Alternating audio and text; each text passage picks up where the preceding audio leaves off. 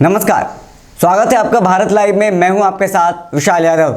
सुबह हो गई है, आप देख रहे हैं रातों रात रजाई में है या फिर रजाई के बाहर हैं। रातों रात देखिए, क्योंकि रातों रात में हम एक बड़ी खबर लेकर के आते हैं, आपको बिहार की राजनीति के बारे में बताते हैं। बीते दिनों कांग्रेस के बारे में खबर आई थी कि कांग्रेस में बड़ी टूट होने वाली है और इसके पीछे कुछ लोगों का कहना था बीजेपी का हाथ है, लेकिन अभी तो पता नहीं चला है बीजेपी का हाथ है। लेकिन अब जो प्लान बना रही है बीजेपी राजद को निपटाने के चक्कर में है, राजद को तोड़ने के चक्कर में, क्या कुछ प्लान है उनका, रातों रात तोड़ने जा रही है बीजेपी। चलिए हमारे सहयोगी सुमन के पास चलते हैं और जानते हैं क्या प्लान है। सुमन जी धन्यवाद विशाल।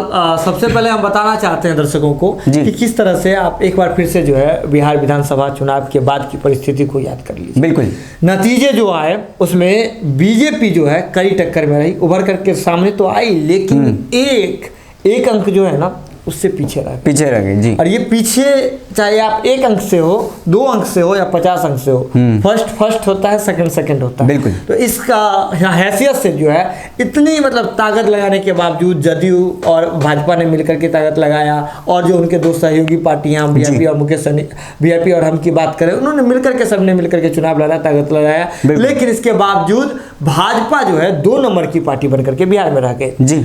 राजद 1 नंबर की पार्टी बनकर के सत्ता में उभरी है। ये अगर 1 नंबर की पार्टी बनकर के उभरी है तो कहीं ना कहीं राजद का तो एक विशाल वोट बैंक है। बिल्कुल, जिसको पकड़ करके राजद हमेशा से राजनीति करते आई है। जेपी आंदोलन के समय से ही एक बार याद कर लीजिए, पटना यूनिवर्सिटी का वो छात्र राजनीति का दौर, जब लालू प्रसाद यादव पटना यूनिवर्सिटी के अध्यक्ष हुआ करते थे, उस दौरान नीतीश कुमार लालू प्रसाद यादव को नेता प्रतिपक्ष बनाने के लिए पटना से दिल्ली तक की उन्होंने दौड़ लगा दी थी। तो उस दौरान देखिए बात वही थी कि नीतीश कुमार भी चाहते थे कि ओबीसी समाज को कैसे जो साधा जाए। उन्हें पता था कि अगर यादवों को एकजुट कर लिया जाए, बिहार के ओबीसी समाज को एकजुट कर लिया जाए, तो बिहार के में जो है राज किया जा सकता है। कहीं ना कहीं बिहार में एक बड़ा वर्ग जो है राजद का जो है जो वोट बैंक है, हम यादव समाज से आते हैं और अन्य समुदाय से आते हैं। जातिगत आंकड़े के हिसाब से बिहार की राजनीति चलती है, और जितने भी पॉलिटिकल पार्टी हैं बिहार में सभी का किसी न किसी जाति विशेष पर विशेष प्रभाव है, जिसको लेकर के वो उसी के वोट बैंक को लेकर के वो राजनीति करते हुए दिखते हैं। आप रालोसपा की बात कर लीजिए, रालोसपा कुशवाहा, कुर्मी ऐसी जातियों पर अपना विश्वास जताते हुए दिखती है। जदयू की बात कर लीजिए तो जदयू का जो है कुर्मी समाज है, कुर्मी वो मिक्स पूरा कुशवाहा समाज को कर लेते हैं, साथ ही साथ कुछ जो अल्पसंख्यक हैं उस समुदाय पर मिला जुला करके जदयू अपना वोट बैंक बनाई हुई है। राजद की बात करें तो राजद MY समीकरण पे काम करती है। बिल्कुल। इसके बाद मांझी जी की पार्टी हम की बात करें तो उनका एक अलग समुदाय है, जिनके साथ जो है वो अति पिछड़ों की राजनीति करते हैं। तो उनको लेकर के उनके वोट बैंक को पकड़ करके ही वो राजनीति में करते हैं, राजनीति में स्थापित है और उनके अपना राजनीति का महत्वाकांक्षा आगे देखते हैं। बिल्कुल। कांग्रेस की बात करें तो कांग्रेस का एक अलग ही तबका है जो वोट बैंक को अलग माइंडसेट का आदमी है, जो पुराने समय से है, उस तरह के लोग ही कांग्रेस से जुड़े हुए हैं। भाजपा की बात कर लीजिए तो भाजपा जिस तरह से हिंदू वोटों का पोलराइज करती है, बिल्कुल उस एजेंडे पर ही वो भाजपा काम करती है। सभी का कोई ना कोई एजेंडा है, होना भी चाहिए। अगर राजनीति आप करते हैं तो कोई बेस वोट बैंक होता है जिसको आप पकड़ करके करते हैं। देखिए फ्लाई करने के लिए एक प्लेटफॉर्म की जरूरत होती है, तो बिहार में जो प्लेटफॉर्म बनता है वो जातिगत आंकड़ों, जाति समीकरण के आधार पर ही बनता है। बिल्कुल। तो सभी के तो जातिगत आंकड़े हैं ही, लेकिन इसमें सबसे विशेष जो माना जाता है वो राजद का जातीय समीकरण माना जाता है। कहा जाता है कि कहीं भी किसी को साधने में दिक्कत हो सकती है, लेकिन राजद जो MY समीकरण है, जो लालू प्रसाद यादव जिस MY समीकरण पर का जो कभी बीज बो करके गए थे, कभी खेती करके गए थे, उसका फसल आज तेजस्वी यादव भी आसानी से काट ले रहे हैं। बिल्कुल। इस मतलब बात क्या है कि फसल की जड़ें ही इतनी गहरी हो गई है कि इसे आसानी से जो है इस फसल को काटा जा सकता है। इसे मोटिवेट करना, इसका इस समीकरण का माइंड वॉश करना किसी अन्य पार्टी के लिए जल्द जो है संभव नहीं हो पाता है। बिहार में इस तरह से जो समीकरण बने इस बार जो हुए, जिस तरह से ओवैसी की भी पार्टी आ गई, तो कहीं ना कहीं MY समीकरण को तो एक छोटा सा धक्का तो लगा, झटका लगाता है। MY समीकरण को लगाता है झटका। ओवैसी जी का इसमें जो पार्टी है AIMIM की हम बात करें, किस तरह से उभर करके सामने आई इस बार चुनाव में, सभी ने देखा। हमारे दर्शक भी इस बात को जानते हैं, सभी ने देखा। बिल्कुल। लेकिन बीजेपी इस बात के मलाल में है, अभी भी इस बात का उसको बीजेपी को मलाल है कि राजद हमें कभी भी हार्म कर सकती है, पटखानी दे सकती है। पटकनी दे सकती है। अब समझिए बात क्या है, जब दंगल में आप होते हैं तो एक राउंड आपने उसे पटकनी दी तो दूसरा राउंड तो उसे पटकनी देना होगा दूसरे पक्ष को। और जब भाजपा सबसे बड़ी पार्टी बनकर के उभरी हुई है हर जगह और बिहार में उसे दूसरे नंबर की पार्टी बनकर रहनी पड़ रही है, तो ऐसे में भाजपा के लिए ये बात जो है गले से नहीं उतर रही है। वो चाहते हैं कि अब लालू प्रसाद यादव भी जेल में है, तो वो समझते थे कि राजद की जो राजनीति है वो वही खत्म हो गई, लेकिन नहीं हुई। जरे ही इतनी मजबूत है कि तेजस्वी यादव बिना कुछ किए भी, बिना ज्यादा हाथ पैर डोलाए भी उनके पास जो है सब कुछ बना बनाया प्लेट में आ जाता है। समीकरण में उनकी पैठ ही इतनी बड़ी रही है, तो ऐसे में बीजेपी ने अब उसी समीकरण पर निशाना लगा दिया है। निशाना लगा, और इस निशाने लगाने के बाद राजद में बड़ी टूट जो है संभव है। अब चलिए टूट की बात हम इसलिए कर रहे हैं, देखिए टूट की बात आप समझ रहे होंगे विधायकों की, क्योंकि बीजेपी इस बात में माहिर है कि वो विधायकों की टूट करवा लेती है जी। और बिहार में अभी जिस तरह से सत्ता में डोल डाल की स्थिति बनी हुई है, सत्ता डगमगाई हुई है, सिंहासन डगमगाया हुआ है, ऐसे में आप भी यही सोचेंगे कि विधायकों के तोड़ने जोड़ने की हम बात करें, लेकिन यहाँ थोड़ा मामला अलग है। विधायक कहां से चुन करके आता है ये पहले आप देखिए। Back to basic, Nitish Kumar भी बैक टू बेसिक जा रहे हैं, कांग्रेस भी बैक टू बेसिक जा रही है। चलिए हमारे दर्शक भी थोड़ा बैक टू बेसिक ले जाइए। राजद के विधायक जीत करके कहां से आते हैं? उसी समीकरण के बदौलत, एमवाय समीकरण के वोटों के आधार पर, जो एमवाय समीकरण के लोग जो वोट देते हैं उसके आधार पर। तो बीजेपी का जो हमला है हथियार पे ही हो गया है, यानी कि एमवाय समीकरण के वोट पे ही हो गया। चलिए आपको बताते हैं ये पूरा मामला क्या है। दरअसल बीजेपी ने एक नोटिफिकेशन जारी कर दिया अपने कार्यकर्ताओं के लिए, अपने सांगठनिक उसके जो संगठन के जो जिला बनाए गए हैं, बहुत सारे जिले बने हैं उसके बिहार में, संगठन जिला अलग अलग बनाए हैं। जैसे झंझारपुर अभी जिला तो नहीं बना है बिहार सरकार के हिसाब से, लेकिन बीजेपी के हिसाब से संगठन का इकाई है, जिला इकाई है, जिला इकाई है। तो इस तरह से बीजेपी ने अपने अलग अलग संगठन जिला बनाए हुए हैं। तो ऐसे में बीजेपी ने संगठन जिला इकाइयों को जो है एक आदेश जारी कर दिया है, जिसमें एमवाय समीकरण पर गहरा चोट निशाना लगाया गया, निशाना वही है। और निशाने में इस तीर से, जब भी निशाना लगता है तो तीर से लगाया जाता है, और तीर से भेदने की बात कही है कि अब देखिए बात है कि जब दो चीजें यहाँ है, यहाँ से अगर तीर मारे तो एक चीज को उड़ा के लेके चली जाएगी। बीजेपी इसी कोशिश में है कि एमवाय समीकरण में से अगर किसी एक को तोड़ लिया जाए, उसमें अपनी गहरी पैठ बना ली जाए, तो कहीं ना कहीं हमारा काम बन जाएगा, हमारा काम जो है सफल हो जाएगा। ये बीजेपी के लिए इसलिए भी जरूरी है क्योंकि बीजेपी जिस तरह से बीजेपी के बारे में कहा जाता है कि वोटों को पोलराइज कर लेती है, हिंदुत्व छवि के बारे में जो वो सारी चीजें बना देती है चुनाव के समय में आकर के, जिससे पूरा वोट जो है एक मुश्त ट्रांसफर हो जाता है। लेकिन पिछले कुछ चुनाव के दौरान हमने इस नीति का विशेष प्रभाव नहीं देखा। इस बात को बीजेपी भी समझ रही है कि अब पोलराइज करना थोड़ा मुश्किल हो रहा है, तो ऐसे में बीजेपी एक अलग नीति लेकर के आई है।